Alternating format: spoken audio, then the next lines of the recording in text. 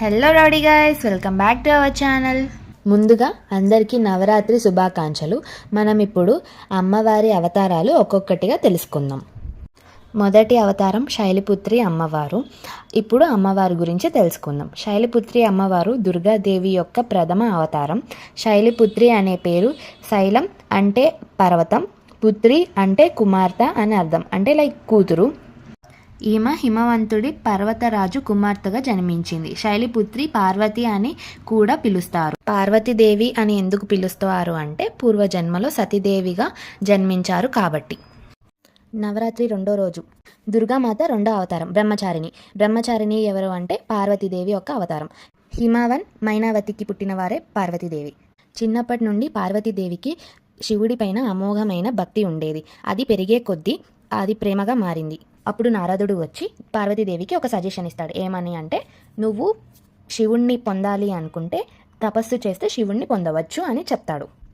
ఇంకా అలా తపస్సు చేయడం మొదలుపెట్టింది. మొదట్లో ఫ్రూట్స్ అలా తీసుకోవడం స్టార్ట్ చేసింది. రోజులు పెరిగే కొద్దీ ఘోర తపస్సులో మునిగిపోయింది.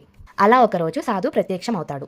ఆమెకి అలా కొన్ని పరీక్షలు పెడతారు. ఆ పరీక్షలన్నింటిలో పాస్ అయ్యాక పార్వతీదేవికి శివుడు అని తెలుస్తుంది. ఇంకా పార్వతీదేవి శివుణ్ణి నన్ను పెళ్లి చేసుకుంటావా అని అడుగుతుంది. శివుడు కొన్ని కండిషన్స్ లాగా పెట్టి ఓకే అని చెప్తారు. బ్రహ్మచారిణి పేరు ఎలా వచ్చిందంటే, ఆమె తపస్సు చేసిన టైం పీరియడ్లో ఆమె చాలా పీస్ఫుల్గా బ్రహ్మచారిణిగా ఉంది కాబట్టి బ్రహ్మచారిణి అని పేరుగా పిలువబడ్డారు. దుర్గాదేవి మూడో అవతారం చంద్రఘంట. ఈమెనే పార్వతీదేవి అని కూడా పిలుస్తారు. పార్వతీదేవి శివుణ్ణి పెళ్లి చేసుకోవాలి అనుకుంటారు, కానీ శివుడు నేనెవరిని పెళ్లి చేసుకోను అని చెప్తారు. అప్పుడు పార్వతీదేవి బాధలోకి వెళ్ళిపోతుంది. అది చూసి శివుడు కొన్ని కండిషన్స్ పెట్టి ఒప్పుకుంటారు. శివుడు పెళ్లికి భయానక రూపంలో వచ్చారు. అది చూసి పార్వతీదేవి తల్లి చాలా భయపడ్డారు. భయపడేసరికి పార్వతీదేవి చంద్రఘంట అవతారం ఎత్తారు. శివుణ్ణి శాంతపరిచి అప్పుడు పెళ్లి చేసుకున్నారు. ఈ రూపంలో అమ్మవారికి 10 చేతులు, చేతుల్లో విలువైన వస్తువులు, ఆయుధాలు, నడినెత్తిన చంద్రుడు, 3 కళ్ళు కలిగి ఉంటారు. దుర్గాదేవి యొక్క 4వ అవతారం కూష్మాండాదేవి. ఆమెను సృష్టికర్తగా విశ్వాన్ని తన చిరునవ్వుతో సృష్టించారు. ప్రపంచం మొదట్లో అంతా చీకటిగా ఉండేది. ఎటువైపు చూసినా చీకటితో నిండిపోయి ఉండింది. దేవతలు, రాక్షసులు, మానవులు కూడా లేకపోవడంతో అంతా శూన్యంగా కనిపించేది. ఆ సమయంలో అమ్మవారు తన చిరునవ్వుతో ప్రపంచాన్ని సృష్టించారు. ఆ సమయంలో ప్రపంచం అంతా బ్రహ్మాండంగా మారిందని చెప్తారు. బ్రహ్మాండాన్ని సృష్టించినందుకు ఆమెను కూష్మాండదేవిగా పిలుస్తారు. కూష్మాండలో కు అంటే చిన్నది, ఉష్మ అంటే వేడి లేదా శక్తి, అండ అంటే బ్రహ్మాండం అని అర్థం. దుర్గాదేవి యొక్క 5వ అవతారం స్కందమాత. ఆమె స్కంద కుమారుని అంటే కార్తికేయన తల్లిగా పిలువబడ్డారు. స్కందుడు శివుని, పార్వతి యొక్క కుమారుడు. దేవతలకు అధిపతిగా రాక్షసులను నాశనం చేసిన యోధుడు. స్కందమాతగా ఎలా రూపొందించారు అంటే, స్కందునికి రక్షగా ఉండేవారు. అమ్మవారు శాంతం, శుభం మరియు పరిపూర్ణతకు ప్రతీక. ఆమె 4 చేతులు కలిగి ఉంటారు. 2 చేతుల్లో కమల పువ్వులు పెట్టుకొని, ఒక చేతిలో స్కందపుత్రుణ్ణి ఎత్తుకొని, మరొక చేతిలో అభయ ముద్రతో ఉంటారు. దుర్గాదేవి యొక్క 6వ అవతారం కాత్యాయని దేవి. పూర్వంలో కాత్యాయనుడు అనే మహర్షి ఉండేవారు. అతను శక్తిని ఆధారించే మహాభక్తుడు. అతనికి సంతానం లేకపోవటంతో శక్తిదేవిని తన కుమార్తెగా పుట్టాలని కోరికతో కఠోర తపస్సు చేసేవారు. అతని తపస్సుకు సంతోషించిన శక్తిదేవి ఆయన కోరికను తీర్చేందుకు కాత్యాయని ఆశ్రమంలో తన అవతారం దిగి కుమార్తెగా జన్మించారు.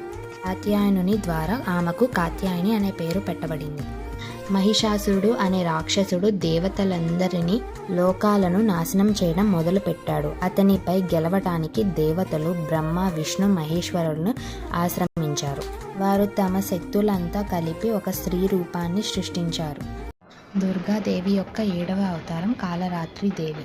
కాలరాత్రి అంటే చీకటి రాత్రి అని అర్థం, మరియు ఈ రూపంలో ఆమెను అభయంకరమైన శక్తిగా భావిస్తారు. పూర్వంలో ఒకసారి రాక్షసుడు శుంభ, నిశుంభలు దేవతలపై తీవ్రమైన దాడి చేసేవారు.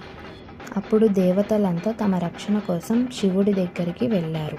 అప్పుడు పార్వతీదేవి తమ రౌద్ర రూపాన్ని స్వీకరించి కాలరాత్రి రూపంలో అవతరించారు. ఈ రూపంలో అమ్మవారు గాఢమైన నీలి రంగులో ఉంటారు. నల్లని కేశాలతో మరియు శక్తివంతమైన భయంకరంగా ఉంటారు. అమ్మవారు 4 చేతులతో ఉండి 2 చేతులతో ఖడ్గం మరియు వజ్రాయుధం పట్టుకొని ఉంటారు. మరో 2 చేతుల్లో రాక్షసుల తలలు, మెడలో పుర్రెల మాల ధరించి దర్శనమిస్తారు. దుర్గాదేవి యొక్క 8వ అవతారం మహాగౌరి, పార్వతీదేవి యొక్క రూపంలోని ఒకటి. అసురులను కాలరాత్రి రూపంలో చంపిన తర్వాత పార్వతి వర్ణన నల్లగా మారింది. అంటే లైక్ బాడీ అంతా బ్లాక్గా ఉండింది. శివుడు అప్పుడు ఆమెని ప్రేమగా కాళి అని పిలిచేవారు. ఈ పేరు ఆమెకు బాధని కలిగించింది. ఆమె తన తెల్లని రూపాన్ని తిరిగి పొందేటందుకు ఘోర తపస్సు చేసింది బ్రహ్మదేవుడికి. బ్రహ్మదేవుడు ఆమెకు కనిపించి హిమాలయాల్లో మానస సరోవర నదిలో స్నానం చేయమన్నారు. అప్పుడు పార్వతీదేవి భక్తి మరియు విశ్వాసంతో ఆ పవిత్ర జలాల్లో స్నానం చేసింది. నల్లని రూపం నుండి ఒక ప్రకాశమైన తెల్లని రూపంలోకి రూపించబడ్డారు. మహాగౌరిలో మహా అంటే అత్యున్నతమైన, గౌరీ అంటే తెల్లని అని అర్థం. మహాగౌరి 4 చేతులు కలిగి ఉంటారు. 2 చేతుల్లో త్రిశూలం మరియు డమరుకం పట్టి, మిగిలిన 2 చేతుల్లో అభయహస్త ముద్రం మరియు ఆశీర్వాద ఇచ్చే ముద్రలో దర్శనమిస్తారు. దుర్గామాత యొక్క 9వ అవతారం సిద్ధాత్రి దేవి. సృష్టి ఆరంభంలో లింగం లేకుండా భగవంతుణ్ణి పర్వత రూపంలో ఉన్నారు. సిద్ధార్థి దేవి శివుణ్ణి పూజించి ఆయన్ని ఆదరించి సిద్ధులు ఇచ్చింది. ఈ దేవి కృప వల్ల శివుడు అర్ధనారీశ్వరుడుగా, సగం పురుషుడు సగం స్త్రీగా మారారు. మహాదేవి శివుడి అర్ధభాగమై సృష్టి యందు మహాశక్తిగా పూజించబడ్డారు. సిద్ధి అంటే మహాశక్తులు అద్భుతమైన స్థాయికి సాధన. అందుకే ఆమెను సిద్ధాద్రి అని పిలుస్తారు. Like, share, subscribe. Don't forget to press the bell icon.